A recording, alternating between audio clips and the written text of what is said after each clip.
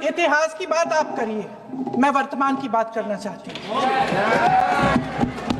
क्या इस देश के प्रधानमंत्री की नहीं है? क्या इस देश के गृह मंत्री की नहीं है? क्या इस देश के रक्षा मंत्री की नहीं है? इस देश के नागरिकों की सुरक्षा की जिम्मेदारी किसकी है? गृह मंत्री महोदय जी हंस रहे थे, वे हंस रहे थे।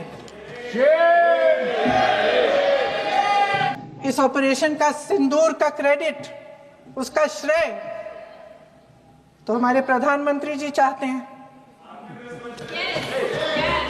सही भी है, ठीक है, सही है, श्रेय ले।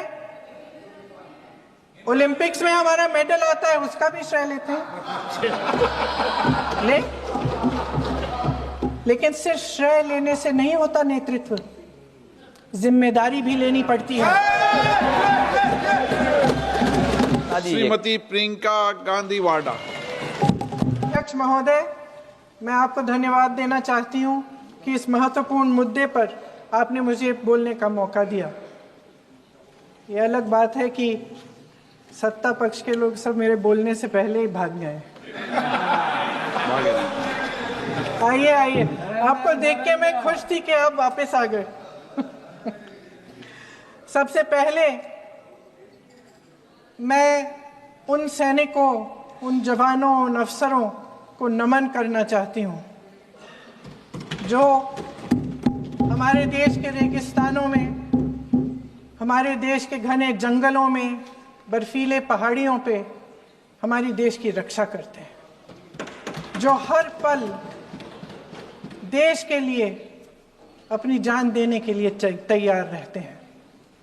1948 से लेकर अब तक, जब से पाकिस्तानी रेडर्स ने कश्मीर पे हमला किया, तब से लेकर अब तक हमारे देश की अखंडता की रक्षा करने में उनका बड़ा योगदान है। हमारी आज़ादी अहिंसा के आंदोलन से हासिल हुई, लेकिन जैसे मैंने कहा, उसको कायम रखने के लिए हमारी सेना का बहुत बड़ा योगदान है।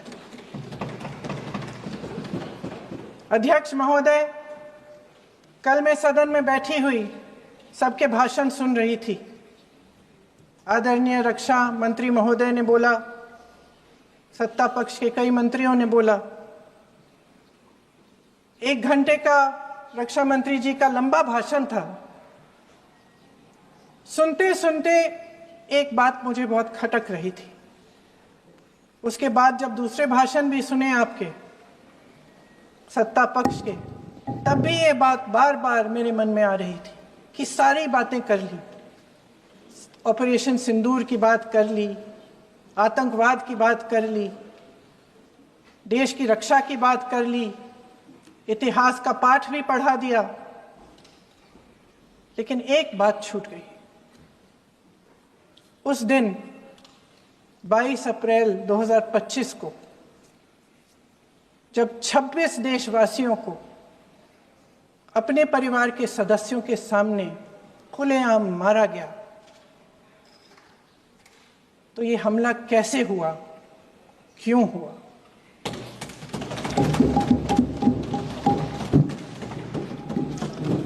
अध्यक्ष महोदय, ये लोग बैसारन वाली में, पहलगाम के पास कश्मीर में क्या कर रहे थे? आजकल पब्लिसिटी का दौर है, प्रचार का ज़माना है। कुछ समय से हमारी सरकार ये प्रचार कर रही थी कि कश्मीर में आतंकवाद खत्म हो गया है, कि कश्मीर में शांति है, अमन चैन है। प्रधानमंत्री जी ने खूब भाषण दिए, देशवासियों को कहा कि चलिए कश्मीर चलिए, सैर करिए। कई बार मैंने ये भी देखा मीडिया पर, टीवी पर कि कश्मीर जाइए, ज़मीन खरीदिए, अब वहाँ अमन चैन है, शांति का वातावरण है। इसी बीच शुभम द्विवेदी, एक कानपुर के नौजवान, और उनके पूरे परिवार ने तय किया कि वो कश्मीर जाएंगे। शुभम द्विवेदी की 6 महीने पहले शादी हुई थी। उसकी पत्नी ने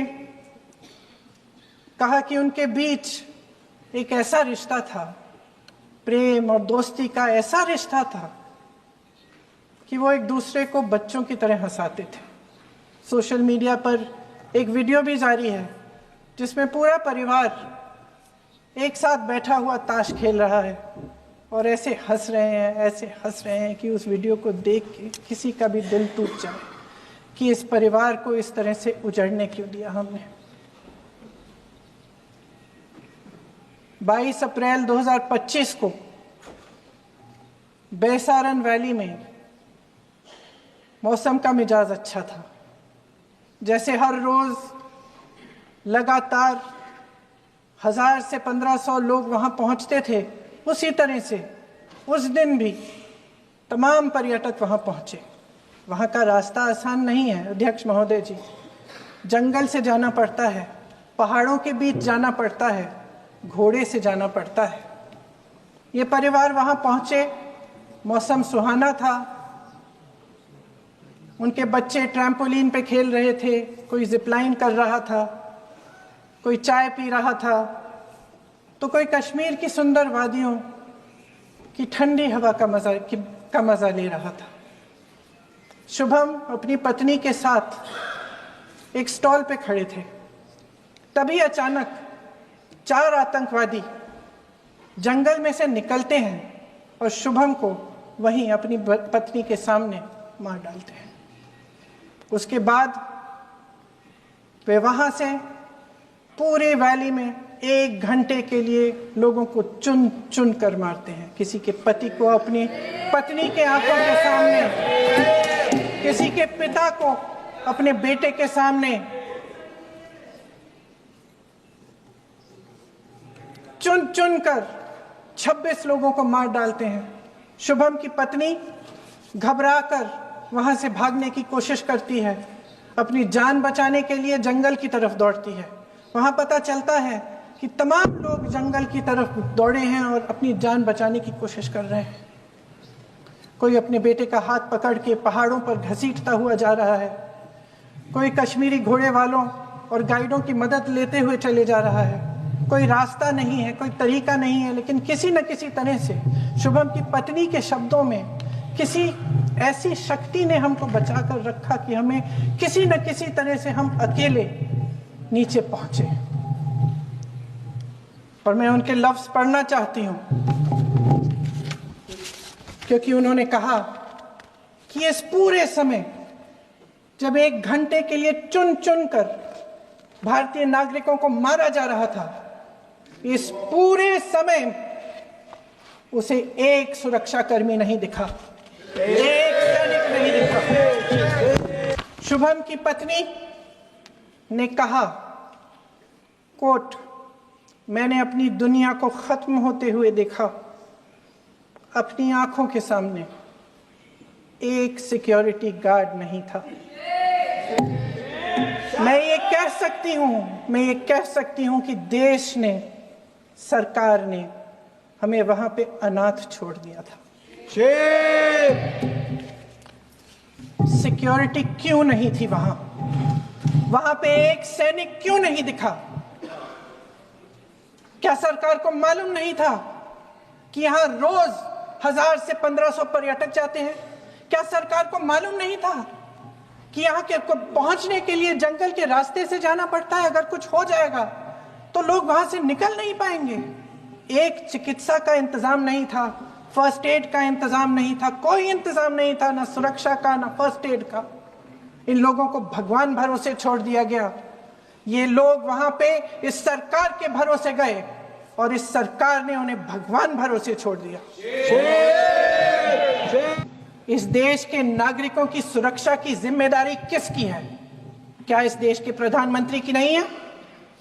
क्या इस देश के गृह मंत्री की नहीं है? क्या इस देश के रक्षा मंत्री की नहीं है?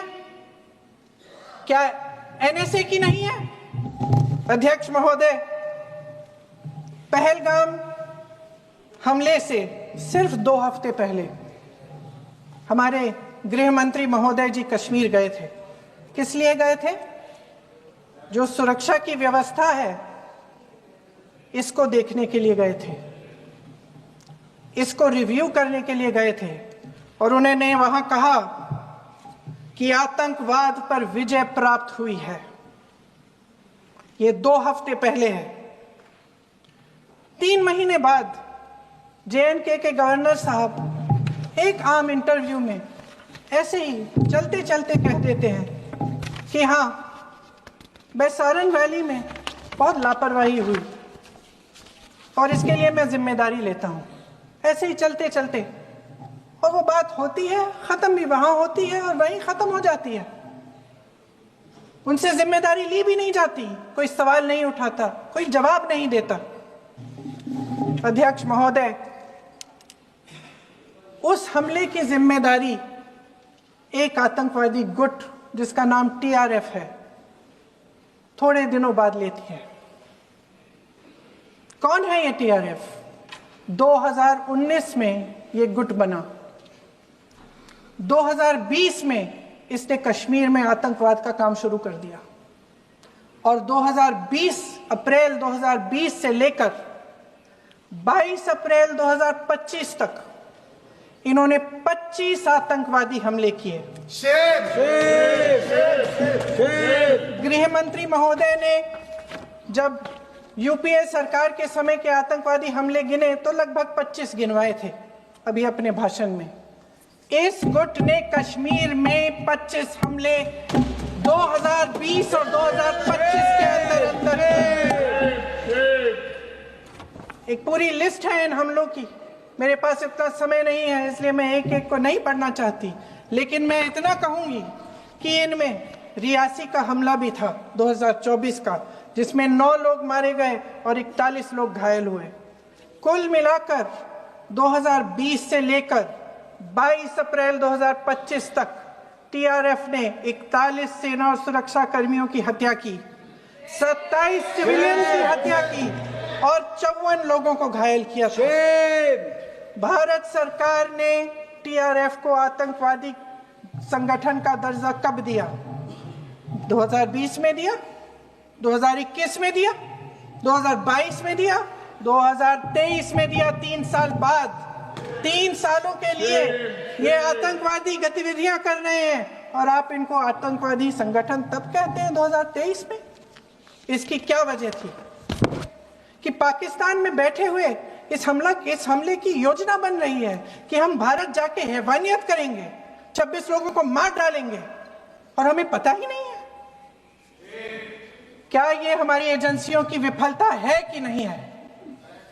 ये बहुत बड़ी विफलता है, ये एक बहुत बड़ी विफलता है। जानते थे कि ये गुट है, जानते थे कि 5 सालों से ये आतंकवादी हमले कर रहा है, अध्यापकों को मारा, आर्मी के बड़े बड़े अफसरों को मारा, आम जनता को मार डाला, पुलिस वालों को मार डाला, और आप इन पे निगरानी नहीं रख रहे थे। और ये जो एजेंसियां हैं इनकी जिम्मेदारी कौन लेगा? क्या IB चीफ ने अपना इस्तीफा दिया? क्या किसी ने इस्तीफा दिया? गृह मंत्री जी के कार्य क्षेत्र में आता है इंटेलिजेंस ब्यूरो। क्या गृह मंत्री जी ने इस्तीफा दिया? इस्तीफा छोड़िए, जिम्मेदारी ली।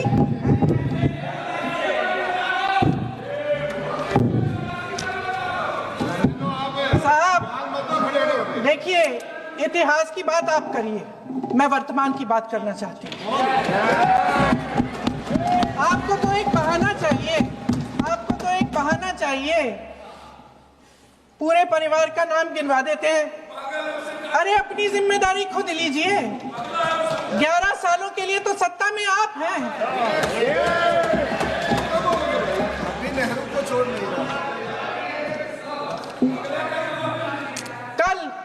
कल माननीय गौरव गोगोई जी ने अपने भाषण में पूछा गृह मंत्री जी से, क्या आपकी जिम्मेदारी नहीं थी? मैं देख रही थी। राजनाथ जी, रक्षा मंत्री जी यूं यूं अपना सर हिला रहे थे, कुछ बोले नहीं। अंदर से महसूस हुआ होगा कि यहाँ कुछ जिम्मेदारी थी, लेकिन माननीय गृह मंत्री महोदय जी हंस रहे थे, वे हंस रहे थे। अध्यक्ष महोदय, कल सत्ता पक्ष और आज भी सत्ता पक्ष के नेताओं ने 2008 के मुंबई के हमलों का जिक्र किया, बार बार कहा कि मनमोहन सिंह जी की सरकार ने कुछ नहीं किया। ये तो जानकारी होगी ना कि उसी समय जब वो आतंकवादी हमला चल रहा था तभी उन आतंकवादियों को मार डाला था, एक बचा था और उसको भी फांसी दे दी थी 2012 में। महाराष्ट्र के मुख्यमंत्री ने इस्तीफा दिया, देश के गृह मंत्री ने जिम्मेदारी लेकर इस्तीफा दिया। एक जवाबदेही थी पब्लिक के प्रति, एक जवाबदेही थी इस देश की जनता के प्रति, इस देश की धरती के प्रति। राजनाथ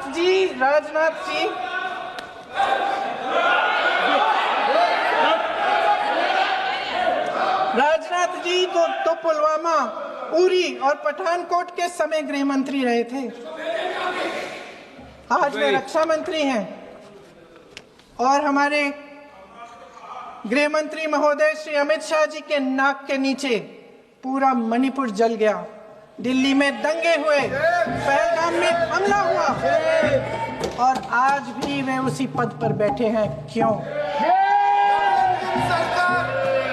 अध्यक्ष महोदय, बमबारी से अखबारों के हेडलाइन बनते हैं, मगर कहानी सुरक्षा में की चूक में भी है। आज देश खोखले भाषण नहीं सुनना चाहता, देश जवाब चाहता है, तसल्ली चाहता है कि सच उससे छिपाया नहीं जाएगा। देश जानना चाहता है कि उस दिन अप्रैल 22, 2025 को क्या हुआ और क्यों हुआ। आप तो खुद अपनी पीठ थपथपाने में लगे रहते हैं। सेना, देश, संसद से सच छुपाते हैं। ऑपरेशन सिंदूर जब शुरू हुआ, हम सब ने समर्थन किया, सब एकजुट होकर खड़े हो गए इस देश के लिए। दोबारा होगा, दोबारा खड़े हो जाएंगे। अगर हमारे देश पे हमला होता है तो यहाँ इस सदन में किसी भी पार्टी का हो, कोई भी हो, सब आपका समर्थन करेंगे।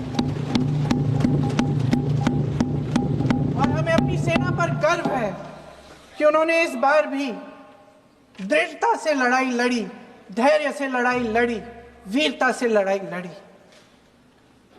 लेकिन इस ऑपरेशन का सिंदूर का क्रेडिट, उसका श्रेय तो हमारे प्रधानमंत्री जी चाहते हैं। सही भी है, ठीक है, सही है, श्रेय ले। ओलंपिक्स में हमारा मेडल आता है, उसका भी श्रेय लेते हैं, लेकिन सिर्फ श्रेय लेने से नहीं होता नेतृत्व, जिम्मेदारी भी लेनी पड़ती है। देश के इतिहास में ये पहली बार हुआ, देश के इतिहास में ये पहली बार हुआ कि जंग होते होते ही रुक गई।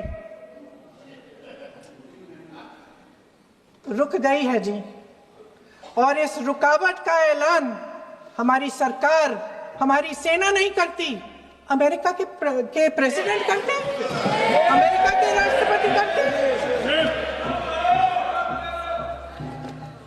ये हमारे प्रधानमंत्री महोदय की गैर जिम्मेदारी का सबसे बड़ा प्रतीक है। आज गृह मंत्री जी ने इस बात पर उल्लेख किया। उन्होंने कहा, उनके शब्दों में उन्होंने कहा कि पाकिस्तान के पास शरण में आने के बजाय कोई चारा ही नहीं था। आपने शरण दिया क्यों? वो आते हैं आपके देश के अंदर, लोगों को मार डालते हैं और आप उनको शरण दे रहे हैं। क्यों दिया शरण? इसका जवाब क्यों नहीं दिया है एक भी भाषण में? जैसे ये बात उठी, शरण की बात की, हमारे गृह मंत्री जी ने इतिहास में चले गए। नेहरू ने क्या किया, इंदिरा गांधी ने क्या किया, यहां तक कि मेरी मां के आंसुओं तक चले गए। लेकिन इस सवाल का जवाब नहीं दिया कि ये सीज फायर हुआ क्यों, ये जंग रुका क्यों, और तब क्यों रुका जब दुश्मन के पास कोई चारा नहीं था हमारे श्रेय में आने के बजाय? क्यों रुका ये जंग? इसका जवाब नहीं दिया। धन्यवाद। आप देंगे?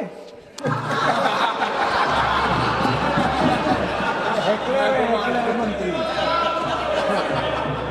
देना भाई, देना। आपको टाइम मिलेगा तो, टाइम नहीं मिलेगा आपको शायद। वैसे महोदय, मेरी माँ की आंसू की बात किए, मैं इसका जवाब देना चाहती हूँ। मेरी माँ के आंसू तब गिरे जब उनके पति को आतंकवादियों ने शहीद किया, जब वे मात्र 44 साल की थी। और आज अगर मैं इस सदन में खड़ी हूं और उन 26 लोगों की बात कर रही हूं, मैं इसलिए कर रही हूं क्योंकि मैं उनका दर्द जानती हूं, महसूस करती हूं। सफलता और विफलता दोनों की जिम्मेदारी लेने से बुलंद होता है। ये सोने का ताज नहीं है, कांटों का ताज है। अध्यक्ष महोदय, जब सरकार झूठी और कायर हो तो वे बहादुर से बहादुर सेना के साहस और पराक्रम को भी कमजोर कर देती है। देश को प्रतिशोध के साथ साथ सबके प्राणों की रक्षा का प्रण चाहिए। सेना की शक्ति के साथ सरकार की सच्चाई भी चाहिए। महान देशभक्त शहीद इंदिरा गांधी जी, जिन्होंने सफल कूटनीति के बल पर अमेरिका के राष्ट्रपति निक्सन का मुकाबला करके पाकिस्तान का विभाजन करवाया, बांग्लादेश बनाया, 1 लाख पाकिस्तानी सैनिकों को आत्मसमर्पण करने पर मजबूर किया, उन्होंने कभी इसका श्रेय लेने की कोशिश नहीं की। ऑपरेशन सिंदूर का मकसद अगर पाकिस्तान को सबक सिखाना था तो शायद ये मकसद अभी अधूरा है, क्योंकि हमारी कूटनीति विफल रही है। इसका प्रमाण यही है कि ऑपरेशन सिंदूर के बाद एक पाकिस्तानी जनरल, जिसके हाथ खून से रंगे थे, अमेरिका के राष्ट्रपति के साथ बैठकर लंच खा रहे थे। अगर ऑपरेशन सिंदूर का मकसद आतंकवाद को खत्म करने का था तो पाकिस्तान को संयुक्त राष्ट्र के आतंकवाद विरोधी समिति का अध्यक्ष चुने जाने से इस मकसद को धक्का लगा है। इसकी जिम्मेदारी कौन लेगा? क्या हमारे प्रधानमंत्री लेंगे? क्या उनमें ये हिम्मत है? नहीं है। अगर इस ऑपरेशन के दौरान हमारे जहाजों का नुकसान नहीं हुआ तो सदन में इसे साफ साफ कहने से क्या डर है? क्यों नहीं कहा है? कल भी रक्षा मंत्री जी ने कहा कि हमारे इंफ्रास्ट्रक्चर का नुकसान नहीं हुआ, तो जहाजों के बारे में भी बता दें, साफ साफ बता दें, क्या हर्ज है? सच्चाई तो है। सवालों से बचने के लिए ये सरकार हमेशा प्रयास करती है। इसकी राजनीतिक कायरता बेमिसाल है। देशवासियों के प्रति जवाबदेही का एहसास ही नहीं है। सच्चाई ये है कि इनके दिल में जनता के लिए कोई जगह नहीं है। सब राजनीति है, सब पीआर है, सब प्रचार है, सब पब्लिसिटी है। देश की जनता के लिए आपके हृदय में कुछ नहीं रहा। बहुत समय हो गया है आप इस प्रचार में ही लिप्त हैं, जनता को देख नहीं पा रहे हैं। जी माननीय, जो पहलगाम में हुआ, खत्म करती हूँ, इस सदन में लगभग सभी के पास सुरक्षा है, सुरक्षा की व्यवस्था है। हम जहां भी जाते हैं हमारे साथ सुरक्षा कर्मी आते हैं।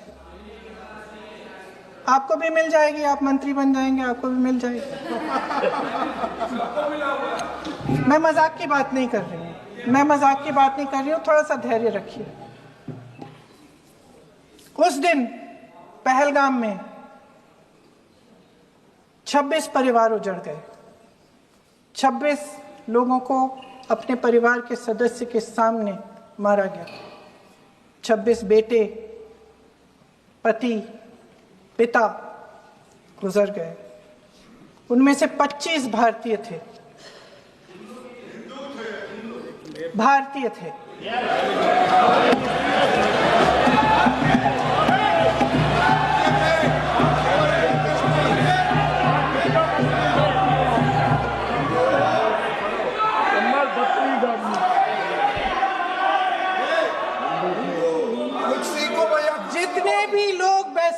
रैली में थे और जो 25 भारतीय मारे गए उनके लिए कोई सुरक्षा नहीं थी, कोई सुरक्षा नहीं थी। आप कितनी भी ऑपरेशन कर डालें, आप इस सच्चाई के पीछे छुप नहीं सकते, इसे नकार नहीं सकते। आपने उनको सुरक्षित नहीं किया। कोई शर्म नहीं है, कोई शर्म नहीं है, कोई शर्म नहीं है और ना कभी होगी। सुन लीजिए, सुबह भी मैं शिव मंत्र बोल के आई हूं। इनको क्या पता शिव मंत्र क्या है? शिव मंत्र इनका खत्म कर लूं अपना भाषण। शिव मंत्र मैं एक बार उन 25 भारतीयों के चलिए चुप रही। मैं एक बार उन 25 भारतीयों के नाम इस सदन में पढ़ना चाहती हूं ताकि यहां बैठे हर सदस्य को यह एहसास हो कि वे भी हमारी तरह इंसान थे, किसी राजनीतिक बिसात के मोहरे नहीं थे। वे भी इस देश के बेटे थे, वे भी इस देश के शहीद हैं। उनके परिजनों के प्रति हम सब की जवाबदेही बनती है, उन्हें सच्चाई जानने का हक है। समीर गुहा भारतीय, बिट्टन अधिकारी, मनीष रंजन, हेमंत सुहास जोशी, विनय नारवाल, सुशील नथनियल, अतुल श्रीकांत मोने, सैयद आदिल हुसैन शाह, माननीय मंत्री रामचंद्रन, संजय लक्ष्मण लेले, माननीय प्लीज दिनेश अग्रवाल, दिलीप दिल से, कुमार सतपति, JS चंद्रमौली। अब बोलिए, अब आराम से बोलिए। JS चंद्रमौली, यतीश परमार, S मधुसूदन राव, सदस्य नारेबाजी का सदन नहीं है। शैलेश कलाटिया, ये तरीका ठीक नहीं है आपका। मंजुनाथ राव, कौस्तभ गणबोटे, शुभम द्विवेदी,